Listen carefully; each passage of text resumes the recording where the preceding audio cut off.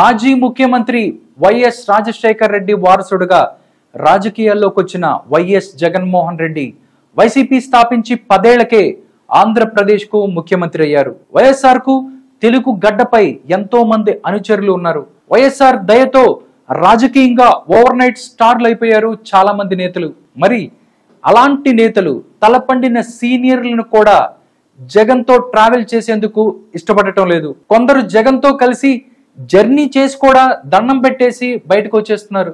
అసలు తన తండ్రితోనే జగన్ చాలా సార్లు విభేదించేవారిని జగన్ తో జర్నీ చేస్తున్న సీనియర్లు ఎన్నోసార్లు చెప్పారు. అసలు తన తండ్రి పేరును క్రమక్రమంగా చిరుపుకుంటూ వస్తున్న జగన్ ఇప్పుడు తన తండ్రితో కలిసి జర్నీ చేసిన సీనియర్లను సైతం వదిలించుకోవటమో లేదా బయటికి పంపేయటమో చేస్తున్నారు.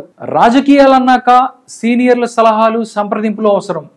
ఏ నిర్ణయం తీసుకున్నా, ఏ అడుగు ముందుకు వేయాలని భావించినా ఇప్పటికీ టీడీపీ అధినేత చంద్రబాబు నాయుడు తనకన్నా జూనియర్లే అయిన పార్టీ నేతలతో సంప్రదింపులు చేస్తారు. వారికి ఒక మాట చెప్తారు, వారి అభిప్రాయాలను కూడా తీసుకుంటారు. వారు చెప్పిన దానిలో మంచి తీసుకొని అమలు చేసేందుకు ప్రయత్నిస్తారు. కానీ ఈ తరహా ఆలోచన ప్రతిపాదన వైసీపీలో లోపించాయి. ముఖ్యంగా వైసీపీలో వైఎస్ రాజశేఖర రెడ్డి అభిమానులుగా ఉన్న వారికి ప్రాధాన్యం లేకుండా పోవటం గమనార్హం.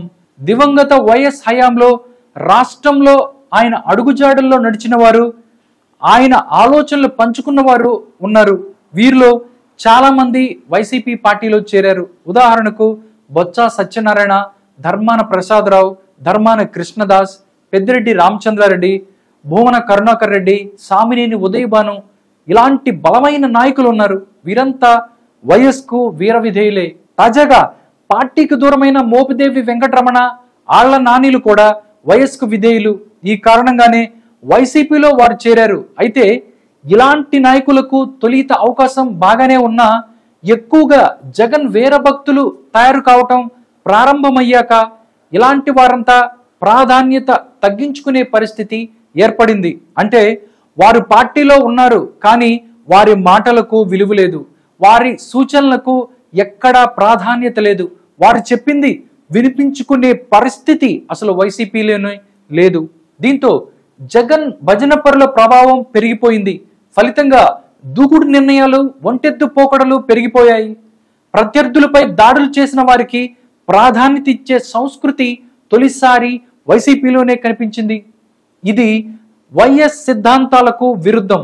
ఆయన ఎప్పుడు ఇలా చేయమని చెప్పలేదు.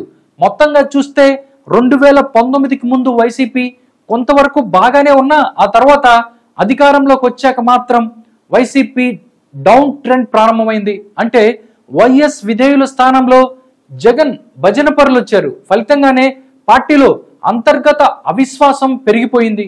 ఇప్పుడు చేతులు కాలిపోయే పరిస్థితి కూడా వచ్చింది.